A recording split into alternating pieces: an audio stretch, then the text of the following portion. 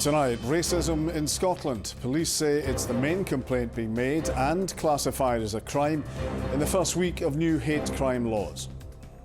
The fear then, you feel, can I go there? Can I do this?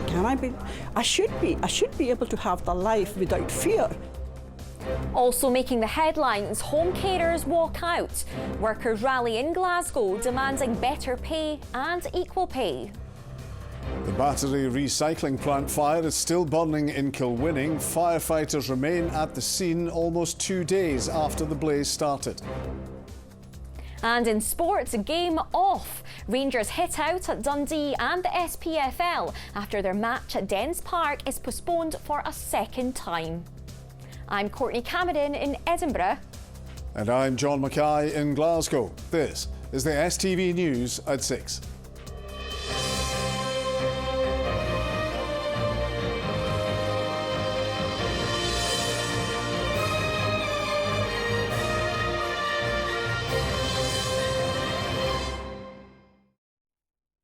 Good evening. The new hate crime bill came into force at the start of this month, and in its first week, more than 7,000 complaints were made to Police Scotland. But just 3% were classified as a crime. Among those, racism represents the majority. The force says while they have received a substantial increase in complaints, the impact on frontline services has been minimal. The Justice Secretary says the statistics are evidence that the law has been managed well by Police Scotland. Lewis Mickey reports. The hate crime bill has had no shortage of the spotlight and criticism in the past week. Today, a chance for the Scottish Government to try and change perceptions as the Justice Secretary met with people she feels will gain added protection from the legislation. Professor Mukami Makrum has lived in Scotland most of her adult life. I think we're the only African and another Asian family, so all the hatred was directed at us. Rubbish being thrown into our garden, children always being attacked, being pushed about, spat at in the streets. You know, there are a lot. I actually, sometimes it's not so good to repeat it. It's almost like dredging up horrible memories. And that's an experience shared by many in the group today. People generally find it's okay for you to call names and just really push you about a bit as well. More than that, the impact it has on individuals, the fear then, you feel, can I go there? Can I do this? I should be able to have the life without fear. Today's statistics from Police Scotland revealed that more than 7,000 complaints were made in the first week of the bill being active, the majority of them anonymously. Just 240 of those met the threshold for a hate crime. That's roughly 3%. Critics of the bill argued it could bog down an already increasingly busy police force. This is not a new issue for the police. Yes, the volume in the early days of the Act was exceptional, but the data provided by Police Scotland should give reassurance that things are beginning to settle down, and we all have a responsibility to conduct ourselves in a manner that leads to calm, a bit more consensus and a bit more shared understanding. The Scottish Conservatives have said they fear the legislation will limit free speech and waste resources, a position Douglas Ross stood by earlier. They have to be looked at, they have to be considered by officers to see if a crime has been committed or not. So I think Police Scotland have to be realistic and honest with people that will have an impact on resources up and down the country. Over and above that, we've had officers having to go through the training process, and 1 in 5 officers who still have to complete that training. So all of that takes officers away from the front line and investigating crimes in communities across the country. A week into this new law, the dust is yet to settle on the true impact of the change. So Lewis, a number of concerns were raised about this bill ahead of time. Are these becoming issues now? Well, Courtney, a lot of the commentary, especially on social media before this law came in, surrounded gender. But as we can see from these stats, that half of the recorded crimes in the last week related to race. Just 8 of those complaints were linked to gender. But as you heard there are still real concerns about the impact on frontline policing. The Scottish Police Federation say they're concerned about the number of anonymous reports. They think this could be a lot down to people who are looking to protest the legislation. And they say this level of calls are unsustainable and will clog up the system. And ultimately, that's going to prevent people who are genuinely reporting what they think is a hate crime from accessing the services. All right, many thanks for that, Lewis. Care workers from 3 Scottish council areas have come together to protest for better pay. Home carers in Falkirk, Renfrewshire and Western Bartonshire, who are mostly low-paid women, have all walked out as part of the dispute. The GMB union is warning equal pay claims like these, totalling tens of millions of pounds, will risk sinking local authorities without government intervention. Council bosses say they continue dialogue with trade unions, as Fraser Nicholl reports. Standing together in solidarity. Care workers from Falkirk, Renfrewshire and Western Bartonshire coming together to call for fair pay. Shame on them for that. Fiona O'Brien is one of the workers here today. She spends her days helping people with medication, mealtimes and generally moving around. She loves her job, but has a family too, and not immune from the rising cost of living, has had to watch her workload increase while her pay hasn't kept up. It's hard, it's been really difficult, and myself and a lot of my colleagues would say that they're feeling it hard and it's pinching. Struggling to meet ends meet just to pay the bare minimum. Morale is very, very low, and it has been for a long time. Things just seem to be kind of getting more extreme, the things that you're expected to do and the people that you're caring for. Yeah, we've had enough. The 3 councils say negotiations continue with trade unions, but more strike days are being planned. This isn't just about a rise in pay though, it's about equality. These pay claims are underway across Scotland, aiming to address disparity between roles dominated by women compared to those dominated by men. The GMB trade union says that higher pay grades could retrospectively be added, with female workers claiming up to 5 years back pay, but this clearly comes at a cost. One council that's already settled its equal pay bill is Glasgow, totalling £770 million. Today's strike takes place outside the city chambers, one building the local authority had to sell to ensure it had enough cash. But union bosses are warning it could spell bankruptcy for other smaller councils and are urging the Scottish Government to intervene. I would ask urgently for all these Scottish Government, Westminster, COSLA, all the local authorities, come round the table and speak to us. We want to resolve it. These people want to be back at their work, they don't want to be off their work. Because the most important thing to them is the clients that they're not going to. And they do this job because they care and they want to make sure these clients are okay. So being here today isn't sitting well with them. They're here today to make a point, and that's why they took action.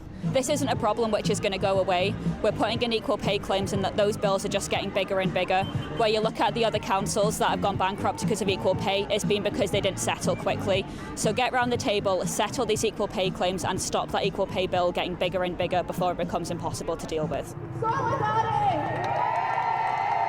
The Scottish Government says it's up to councils to meet their legal obligations, including on equal pay. It says it's provided £14 billion in local authority funding this year, a real terms increase of 2.5% on last year.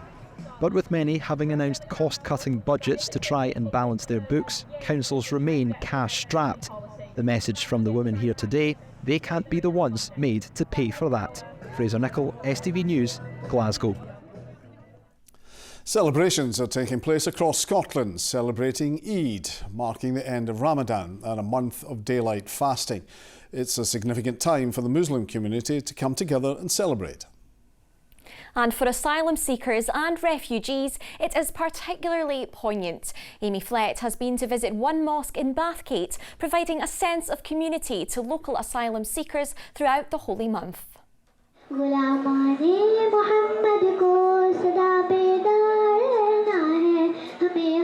The festival of Eid is celebrated by millions of Muslims around the world, but for those seeking asylum, it can be a difficult time. Ridwan fled his war-torn country in 2011. He arrived in West Lothian 6 months ago. Eid is often a reminder to him of time he'd usually spend with family, and for the last month he's found a sense of home with the Bathgate Mosque, who've been providing free meals to local asylum seekers for the breaking of fast throughout Ramadan. This is special days for us. We celebrate it in our country with family, so it's different things. But here also, like we feel with the Bathgate Mosque, we feel like we are with our family. We are new for Bathgate Society. They took care of us. So I really appreciate these things, and I would like to say thank you for Bathgate a lot. Today they're gathering to mark the end of the holy month together as a community. It's really important to bring everyone together, and I think that's what the whole point of this event is. We've seen a huge change in the actual care residents. So they've come here, they were really reserved, they weren't really talking to many people, and the difference now with everyone is just night and day. They've enjoyed the bond of getting to know the rest of the community, which I think is really important for these asylums coming into the country. Sofiane has been volunteering at the mosque, helping to provide the free meals. I feel like they're pretty misunderstood, that you can't judge a book by its cover, the classic saying, so I feel like there's a lot more to them than people understand, and people need to give them a chance, as a lot of them just want an opportunity to work and a place to fit in and fit in with the community. Community and family go hand in hand, so it's definitely important to embrace both. And their work has been supported by many local businesses, councillors and MSPs. Ramadan can be a very difficult time for many people, so I think supporting people with the free meals and supporting those in our community that are seeking sanctuary, I think is an exhibition of the best of this faith, and I'm delighted to be here in Bathgate to celebrate with them. The next few days will continue to be an opportunity for Muslims across Scotland to spend time with family and friends and reflect on the spiritual journey of the last 4 weeks. Amy Flett, STV News. The Scottish Government says it's considering the findings of an English review into children's gender services south of the border. The long-running study says children have been let down by a toxic public debate around gender and a lack of understanding around the long-term impacts of some treatments. The Scottish Government says it'll consider how NHS Scotland can best deliver gender care here. A mother whose infant son died in 2019 after being exposed to drugs at her home in Aberdeenshire has been jailed for 7 years. 32-year-old Amy Beck was convicted of exposing 3-month-old Ollie James Sivrite to methadone and ecstasy. Now, teenagers can spend a lot of time on their phones, but researchers say there's a serious lack of information into how social interactions through apps like Snapchat and TikTok can impact feelings of loneliness amongst young people. A unique study at the University of Edinburgh is looking to recruit 200 young people to uncover how the influences of our digital world impact on young people's mental health. Laura Alderman reports. During lockdown, like many other teenagers, Eva spent a lot of time alone on her phone, chatting to friends or scrolling through social media. I found it quite hard to go back to face-to-face communication after just messaging my friends. I'm quite an introverted person, so I was very happy just being in my bed and messaging my friends, but some of my friends thrive on being like face-to-face with people, so they felt like COVID was really a lonely time for them, because even though we were still being able to communicate with each other, it wasn't the type of communication that they prefer or are used to. Eva is now part of a team helping to develop a unique study into how socialising online impacts young people's loneliness, an area scientists say is vastly under-researched. So we know that loneliness is a real problem. It's more associated with people of an older generation, but we know it's increasingly becoming important for young people as well, and we just don't know why that is. Online social interactions don't provide the same capacity for social and emotional growth that face-to-face interactions might have, and that's really what we wanted to tap into. The study, run by the University of Edinburgh, is looking for 200 young people across Scotland aged between 12 to 15 years old. It asks them to record how they're feeling when using social media over a 2-week period. It's also in terms of the language and making sure that it's relevant to their lives and to their own experiences as well, that it's something really unique that they are doing, and I think they are really keen to make sure that it is something that will improve mental health and well-being for other young people. So they're not just doing this for themselves as well, they're doing it for other young people across Scotland, which I think is really, really special. The Generation Scotland project is open now and may help shed some light on a burning question. Why, in a world where we can be constantly and instantly connected, do so many young people feel alone? Laura Alderman, STV News. The battery recycling plant, which went on fire in Kilwinning in Ayrshire on Monday, is still alight, and the director of the company has now apologised to locals. Hundreds of people were evacuated from their homes, as Caitlin Hutchison reports.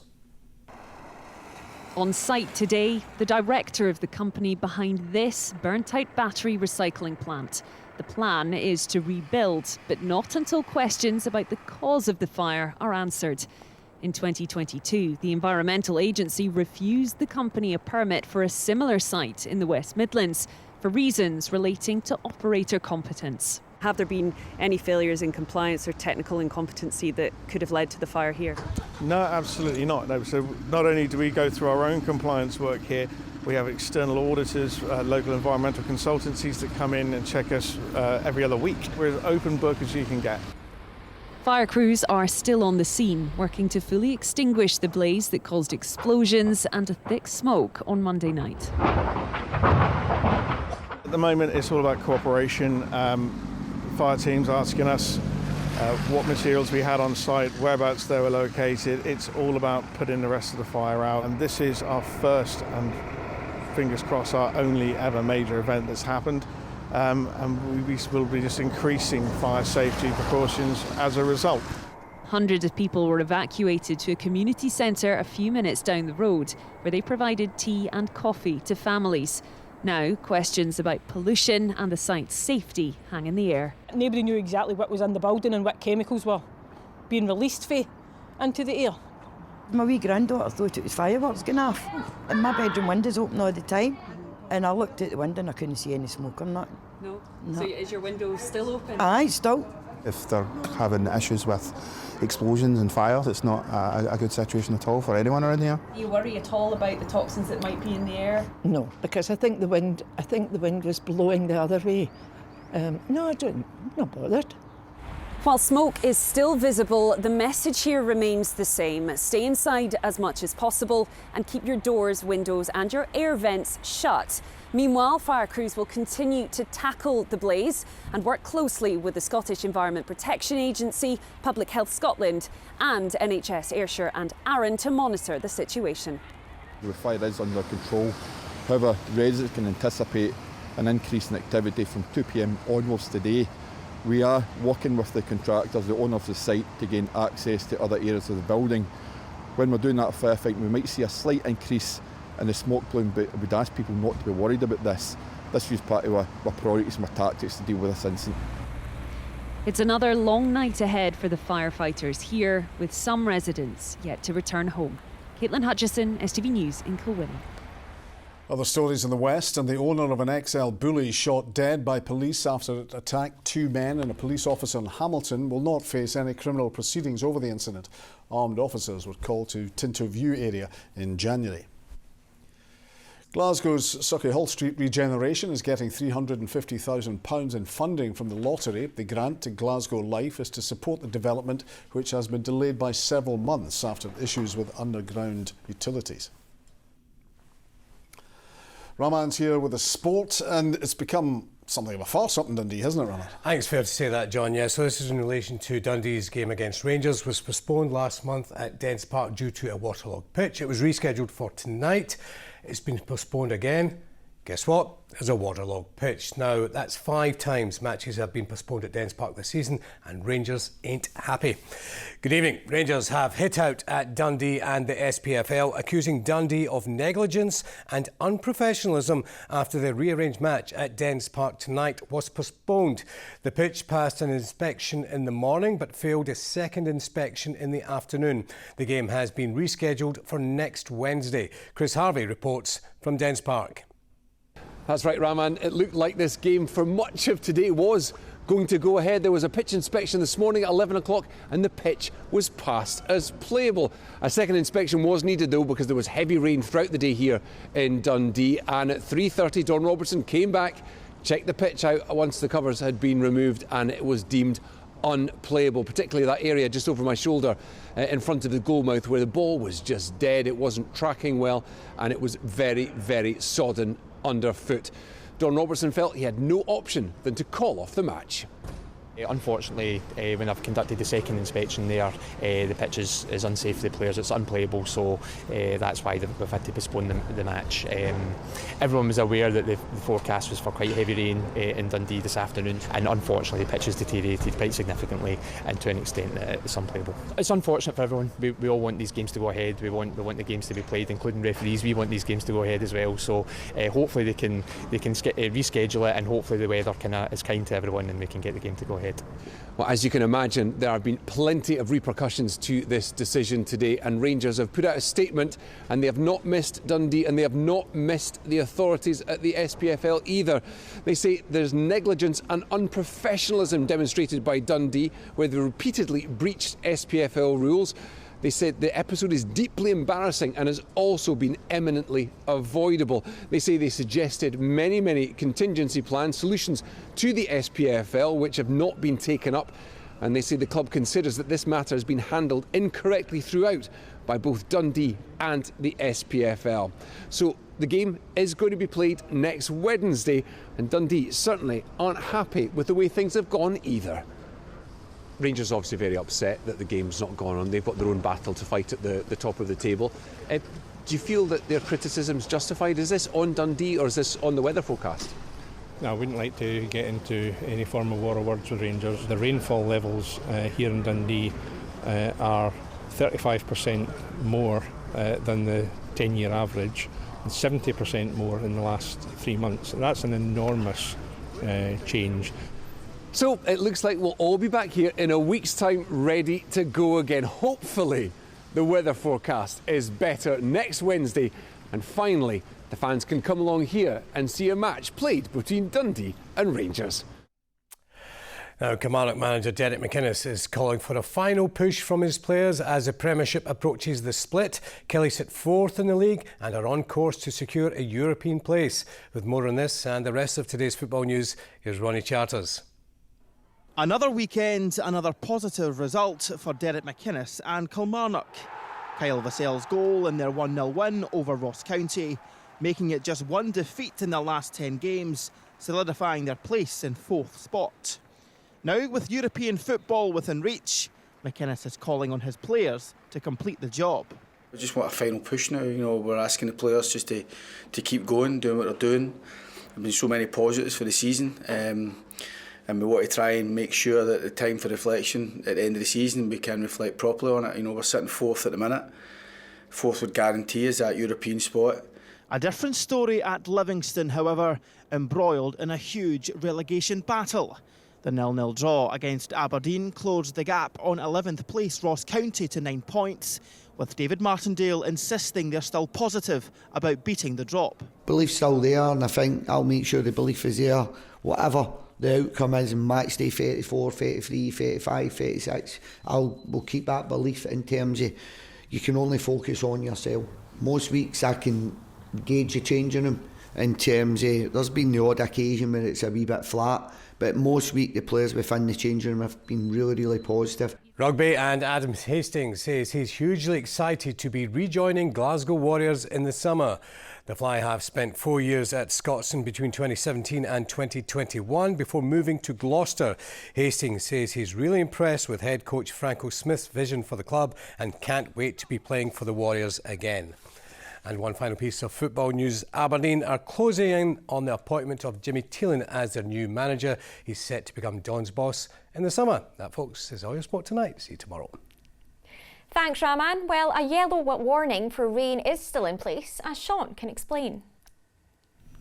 Well, we're going to talk about rainfall and, well, come as no surprise, it has been a very wet month so far. Not so much so for the north of the country, North Highlands and Orkney and Shetland. We've had about 10 to 15 millimetres of rain, but in many eastern and central parts of the country, in the shaded area, we've had a month's worth of rain, and in some spots about a month and a half to 2 months worth of rain so far in the first 10 days of April. Inverbervie and also in the capital, it's here we've had the worst of the rainfall, around 90 millimetres of rain, about 7 to 8 weeks worth of rain, as say in the first 10 days of the month. Whilst look at that, Drummond Castle in Perth and Kinross, we've only had 5 millimetres, so quite a contrast. Over the next couple of days, it looks as if the worst of the rain will be in the west, but still a little bit more to come in the east, totting those values up a little bit more. We could be heading for a record-breakingly wet April in some spots. Let's look at the forecast. Light winds rolling in from the west will be joined by some very welcomed ice creams. TUI sponsors STV weather. So for us here, it's the likes of North Lanarkshire, Stirlingshire, Clackmannanshire and around Fife and West Lothian, where we've seen the worst of the rain so far this month, a month's worth already, and a little bit more in some spots. And we've had more around today. Some heavy bursts once again through this evening, but the rain slowly fizzling out a wee bit later on tonight, but staying quite damp in the northwest, and a very mild night to come, 11 or 12 degrees Celsius. Look at that. It almost looks as if the weather map's broken. There's no rain on it. There's hardly any cloud on it for tomorrow. It should be a lovely start to the day. Plenty of sunshine, so a lot better than today. Mind you, it couldn't be much worse. We'll start to see a wee bit more cloud spreading back in from the southwest during the afternoon, but hopefully fairly high-level stuff, so it just means the sunshine turns a little bit hazy and milky later on the day. But look at those temperatures. 16 degrees central and eastern parts, so feeling very pleasant in those sunny spells, and a million times better than today. Doesn't last long though, mind you. Friday we see showers, longer spells of rain starting to develop later on the day. Some of that will be on the heavy side, and it looks very showery Saturday and Sunday. And unfortunately for us, it looks as if here in the west we'll probably see the bulk of the rainfall through the weekend. Mind you, that gives the east coast a little bit of a reprieve for the time being. So you can see the brighter blue colours on the map there. Saturday around western and southern parts, the same also on Sunday, where we see the most frequent and heaviest showers. Bye-bye. TUI sponsors STV weather.